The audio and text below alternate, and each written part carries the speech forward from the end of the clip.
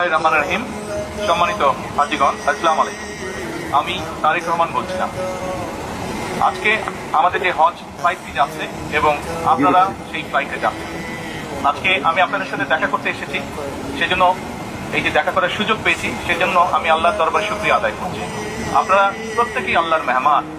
আমি দৃঢ়ভাবে বিশ্বাস করি আল্লাহর মেহমান যারা আপনারা আল্লাহর ঘরে যাওয়ার সুযোগ হয়েছে, আপনাদের তৌফিক হয়েছে।